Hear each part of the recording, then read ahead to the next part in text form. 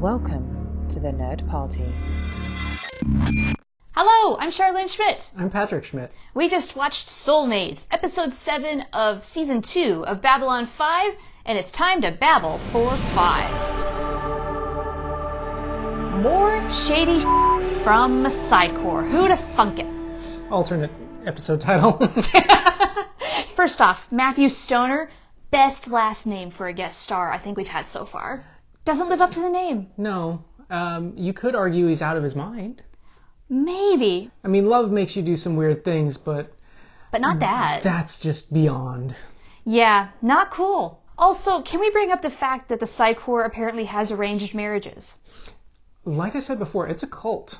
Psi Corps is a cult, and we're finding more and more out about how corrupt they really are. And I think we're also finding out just more and more how corrupt Talia Winters is. You think she's really corrupt? Because she says something really, I think for the first time we've ever heard her say that Psi Corps scares her a little bit.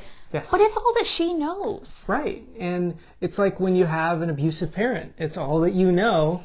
She's been exposed just enough to non-Psi Corps life that she realizes they are what they are. Their whole role is not to stay in Psi Corps. It's to go out into the world and do what they can do for the benefit of everyone. No one just stays in Psi Corps and only interacts with other telepaths.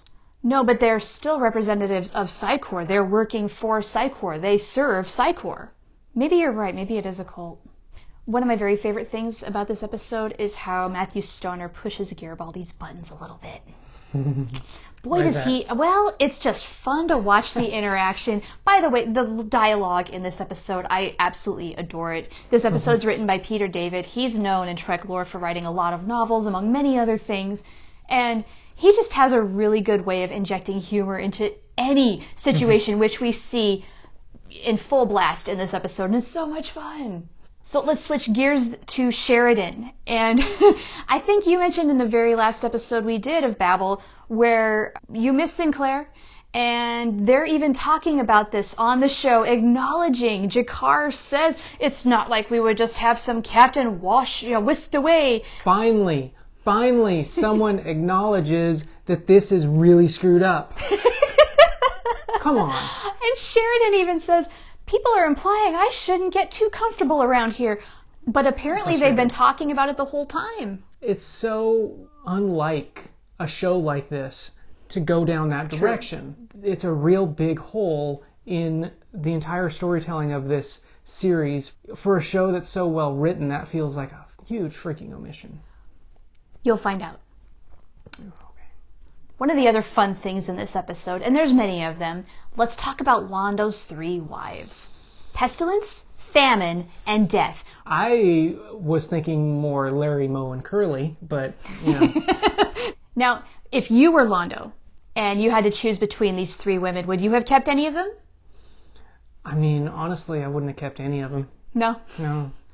But remember, maybe the one who saved my life and didn't. If I'd known that, maybe her. But maybe. Other than that, yeah. Well, I mean, granted, he had to keep one at the request of the Emperor. It's not like he chose that either. Right. So, begrudgingly, I think he chooses Timon because at least she can accurately read him and tell him what she really thinks. At least he knows where she stands. I do wonder how it came together. Which one was first, or was it all 3 at the same time? Oh, that we don't know. Yeah. Good question. Straczynski, if you're watching, answer for us, please. Let us know in the comments. So the other comedic plot in this story is Delenn's bad hair day. And God, I love this so much. Okay. It's the closest thing to, I don't know, like Delenn and Ivanova girl talk kind of stuff, girls' night out, whatever you want to do here, that we'll ever get. I think we were about a drink away from Marry Kill on Babylon 5. Really? Ooh, yeah? They would be sitting there playing that game, doing hair, Marry Kill, Londo, Jakar, Sheridan. Oh, God. No? It's not a sleepover. Oh, okay. But, I mean, come on, the visual of Delenn and curlers, that's funny. Come on. Especially Lanier's reaction. Lanier's reaction was pretty classic. Also, this answers a very important question. How human is Delenn, really? Yes. Well, we get some clues. Yes, and she's apparently becoming more human all the time. So, welcome to human life. She really should have studied up on human physiology before she did this whole thing and written it off as a bad idea. yeah. Well, that will do it for Soulmates, this fine episode of Babble for 5. If you want to let us know what you think about this episode, put it in the comments. Please don't spoil anything that comes after this because lots of things are brewing. Yeah, and please like and subscribe and do all the YouTube things that you know how to do. And, yes, please. And check out thenerdparty.com for more cool entertainment-related stuff. Yeah, we do lots of podcasts on anything and everything. And we're the only vidcast, but you can listen to some podcasts on our YouTube channel, so check that out. Hello, I'm Charlene Schmidt. I'm Patrick Schmidt. We just watched... Already? Never mind. Outtake. Let's try again. Take 2.